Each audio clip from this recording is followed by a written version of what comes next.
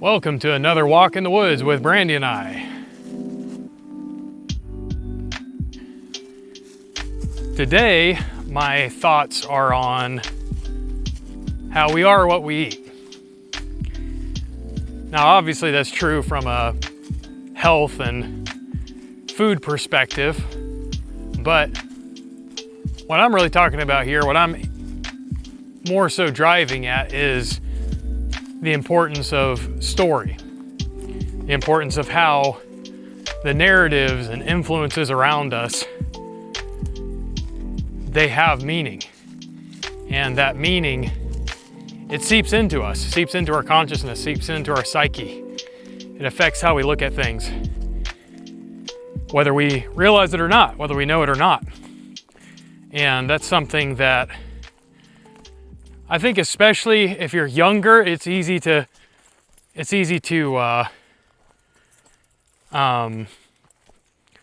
dismiss that. It's easy to think, I have control over what I think.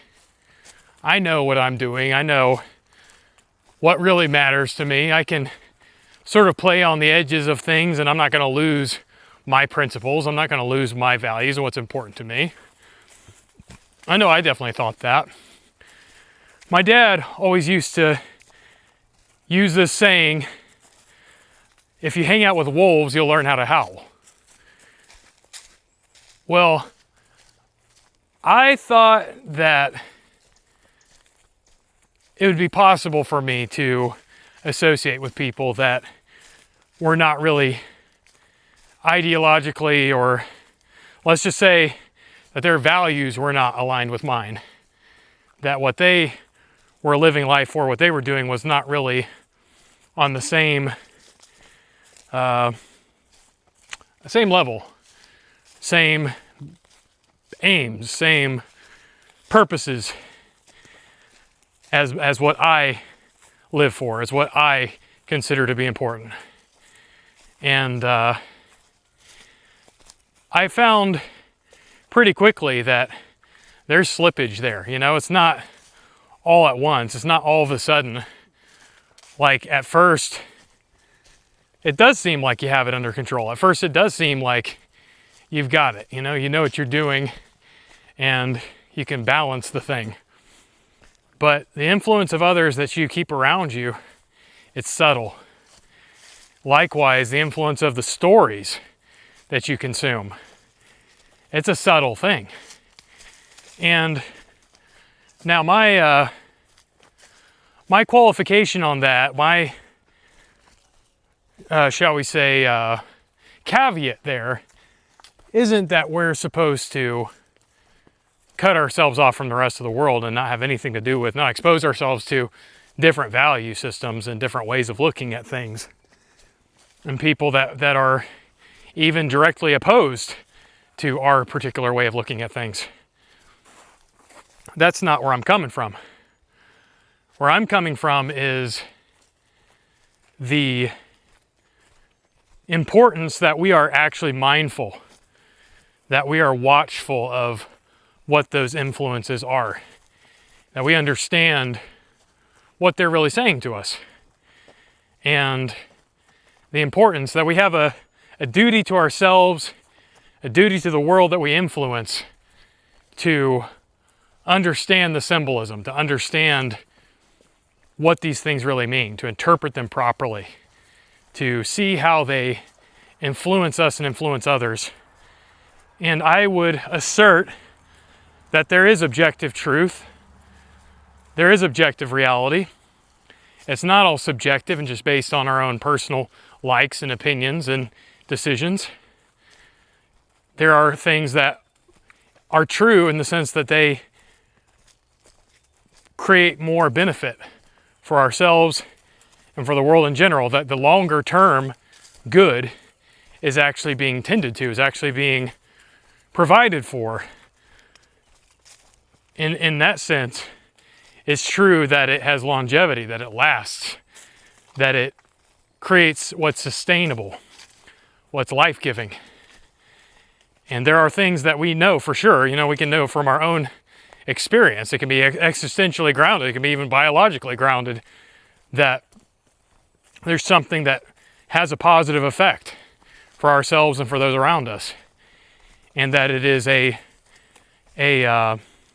preservative of society. It's a preservative of healthy order, good relationships, the life that we really want to have, and that we are able to sustain in harmony with others. And so, so much for that idea of objective truth. And so the idea that I'm positing here is that we don't avoid stories because they might not be aligned with objective truth. We explore them, we pursue them, we interpret them, we integrate them into our framework. We look for understanding, and our first instinct should not be that stories are telling lies. Should not be that they are untruthful at their core. In fact, I think that's kind of a funny interpretation. That's a funny thing that we have, that we will say that people that are making something up or embellishing something, or children, it's sort of a funny little way of correcting them, or kind of nodding and laughing at their propensity to lie. Say, oh, they're telling stories again. But that's really an unhealthy way of looking at the word and the idea behind stories, because the idea is really not that it's less than true, but that in some ways stories are actually hyper true. They're actually hyper real, because they're actually taking patterns and truths of the world, truths of experience, and they're condensing them, and they're putting them in a form that's encoded in the format of storytelling. It's in the format of narrative, and that actually makes it more, sort of an inoculation against, say, for instance, the dangers of mortal life and the things that we have to endure and the things that we have to face. Jordan Peterson has really helped my thinking a lot about understanding that. Before Jordan Peterson, I used to watch and listen to James Altucher, the James Altucher Show, his podcast. I used to have an iPhone, so I had the Apple Podcast app, and he was one of the ones that I ran across that really exposed me to a lot of great ideas and a lot of great thinkers from our own time and from the past. And I got turned on to Dan Carlin's Hardcore History, the Tim Ferriss show, Tim Ferriss podcast, a lot of different thinkers, Robert Greene's works and writings. It really enriched and built a lot for me, gave me a lot of other streams of thought and ways of thinking and prioritizing and processing how to live through life, how to understand and see things, and how to pursue our goals and whatever our values are with more tools, with more perspectives, more ways of handling things, ways of strategizing, looking at it tactically. And also just even the interrogation of reality itself, more ontological pursuits, if you will. So it did a lot for me, those influences. And of course I had to have my own interpretation, and I had to think things through, and I had to, even as I was enamored with some of those points of view, I had to decide for myself where the values presented by those ideas, the values behind that ideas, the ideas I was listening to, the ideas that I was seeing, how was that influencing my course? How was that integrated into my framework? Was it beginning to offset what I consider to be most important in life? And, predominantly what I serve, and first and foremost what I serve, and inevitably we all serve something. Like, we are religious beings to our very core. We can't help it. We are spiritual. We will inevitably worship something. We will inevitably serve something. We cannot help it. We require that. Without that, there's an absence, there's a meaning gap, and we collapse. Nihilism doesn't work. The postmodern idea of there being nothing absolute and there being nothing to really ground ourselves in, it's failed. It just doesn't work. So inevitably, we serve something. We worship something. We focus on something. We have a high esteem of some sort. Or we have a pantheon of aims that are all competing with each other. Gods that all want to be served, which are also like micro-personalities, are also like aspects of ourselves, our own drives and desires that function as these sort of miniature intelligences that exist within our own psyche. Fun stuff. But my realization was that those influences and those things, they were important for my formation.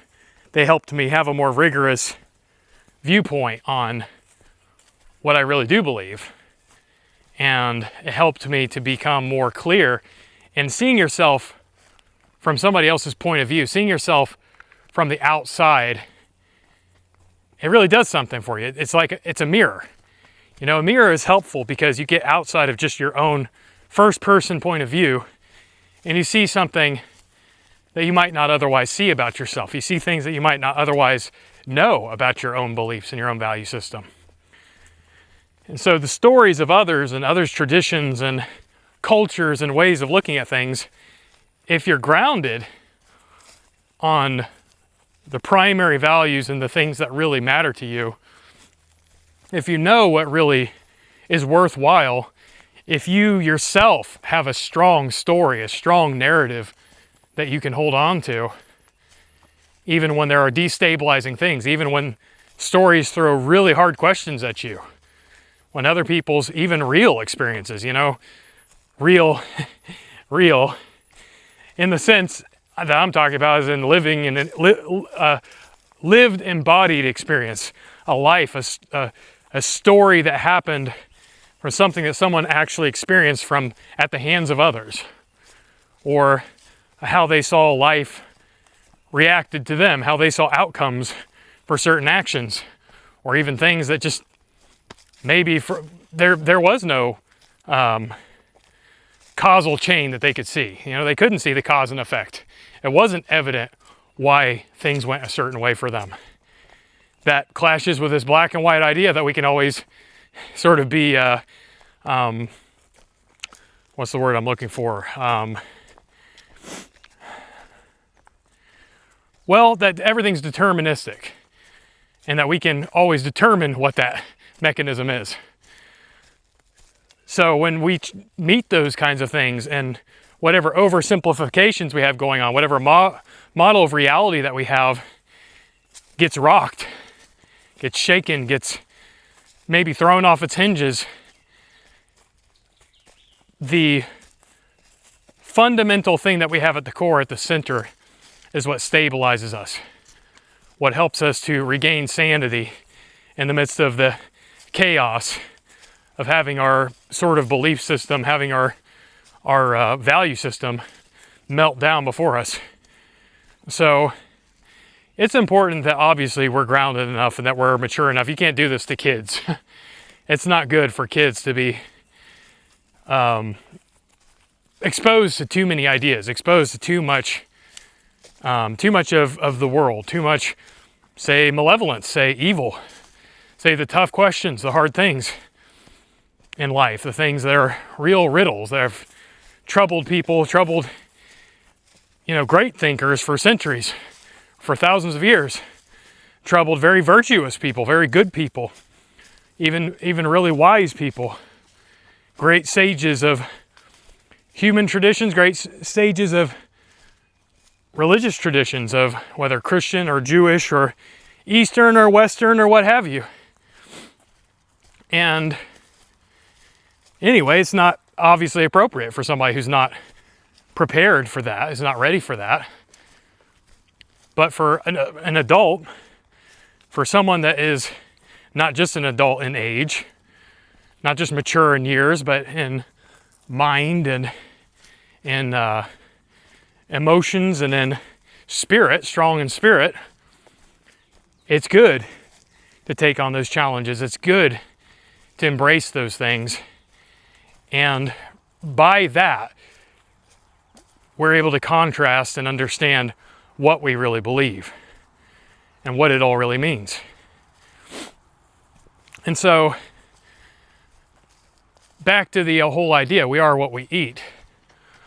The stories that we consume, they do influence us. They do affect us. Other people's narratives, fiction, nonfiction, no matter what, it's all a story at the end of the day. That's how we digest things. That's how we process information. That's how we retain it.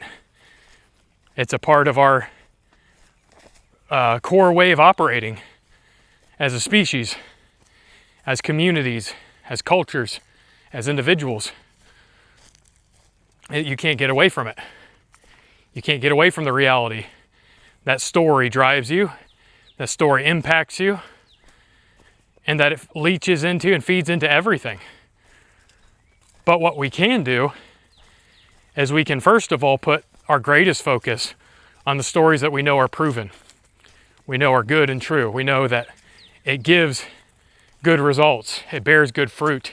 The long-term effect of it is time-tested.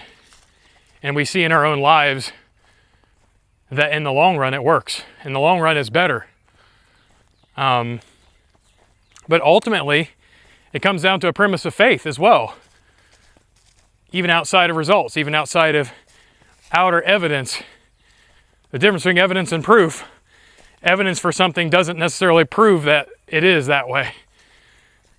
But to take that notion of faith, to take that confidence, that conviction, for instance, that truth, beauty, and goodness are the worthwhile things in our world. That they do point to an ultimate source of all of it, the ultimate source of reality, very living consciousness that everything proceeds from.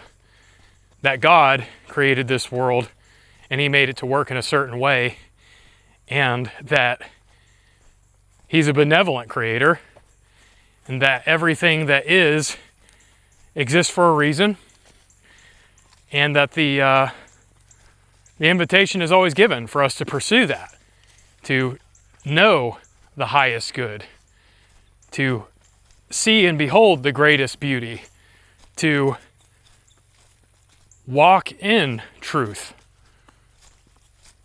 and that the highest and the greatest and even the seeming ineffable and what exceeds our knowledge, exceeds rationality, is hyper-rational, is beyond the human experience, is yet something that we're able to walk toward. And not only that, but the premise that it invites us and it actually comes into our life.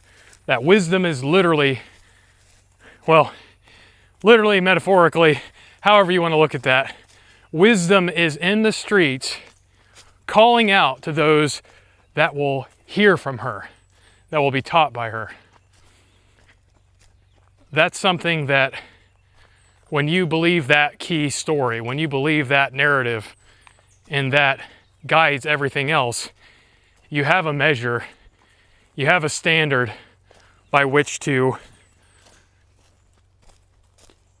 participate in these other stories, in these other perspectives, and take the good, the beautiful, the true from them, and to cast aside the rest. So it becomes a matter of principle, it becomes a matter of necessity that we don't close our eyes to these other narratives and these other stories.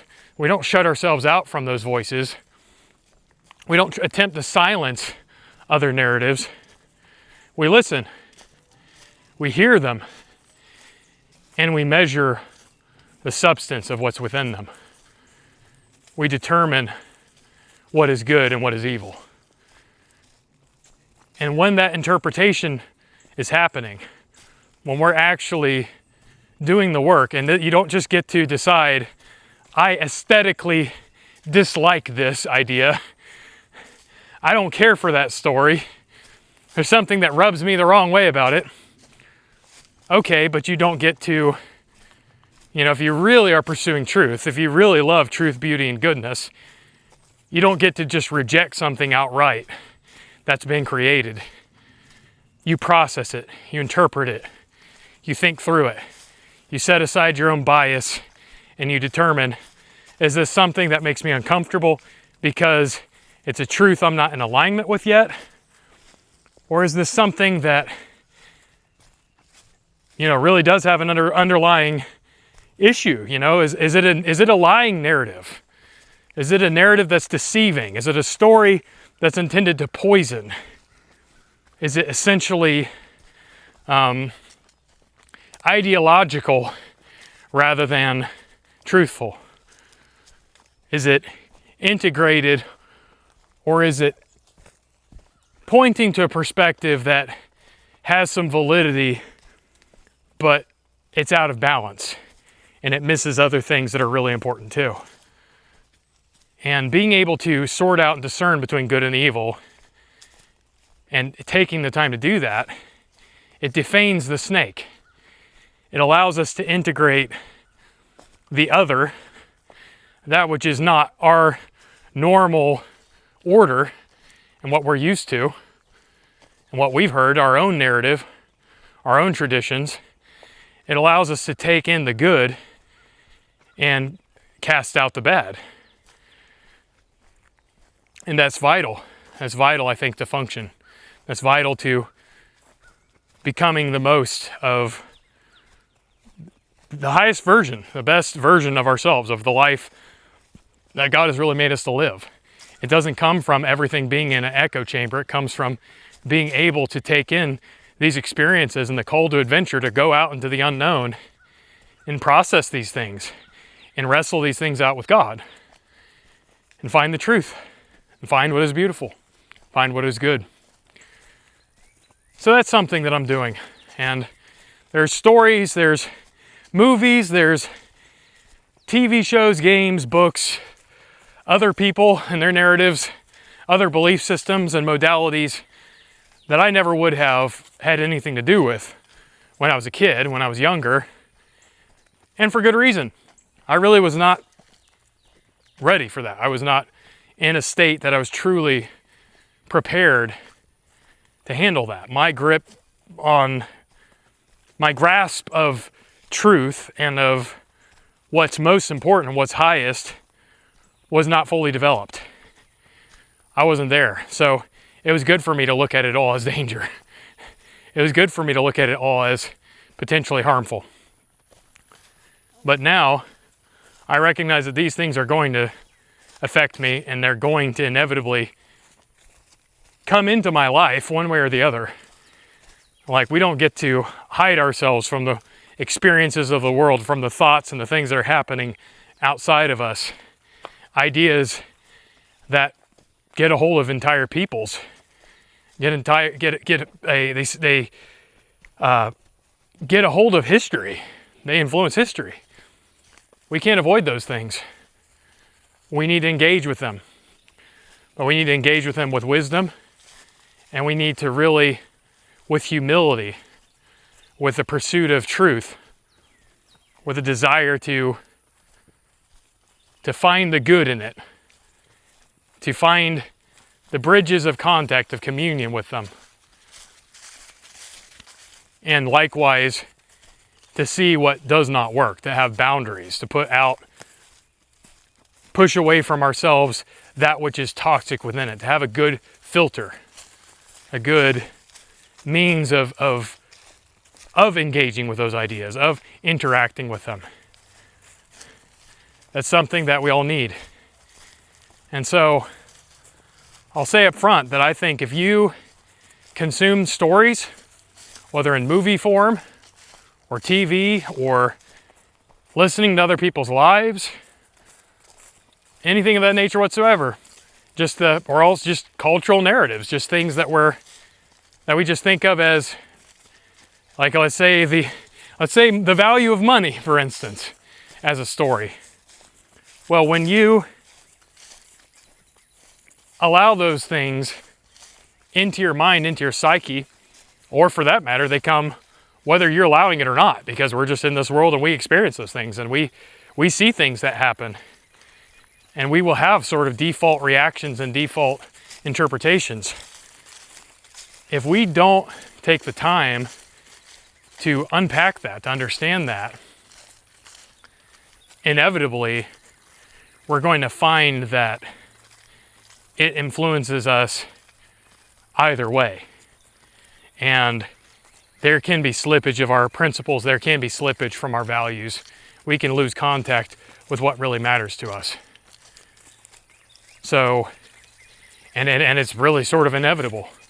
If we're not mindful, if we're not paying attention, if we're not interpreting the symbolic meaning in things, then it's going to affect us in ways that we would prefer not. Far be it from me to allow these things to control my life and push me in a direction that's opposite to what my true aims are and how I really want life for myself and the others that I care for, what I want that reality to be like. So I hope the same is true for you. And what I'm still investigating, what I'm still trying to look for is what are the cultural narratives, what are the ideas, the stories presented, what are the things that are in some way fundamentally good, true or beautiful, and what are things that I've just always accepted that they're not really valuable, they're not really in alignment with my values. And there's various things that I've definitely been finding on that note. But that's for another time. If you have any questions, any ideas yourself, and you'd like to investigate that, if you'd like to think deeper into this issue or into any other issues, be sure to contact me through DMs on my various social media platforms, or you can go to beacons.ai/AskSeanDouglas across all my platforms. It's at Ask Sean Douglas. And I'd love to continue the conversation with you or pursue anything that you're thinking about. Let's walk and let's talk it out together. So that's it for today. Thank you so much for joining us. Peace out.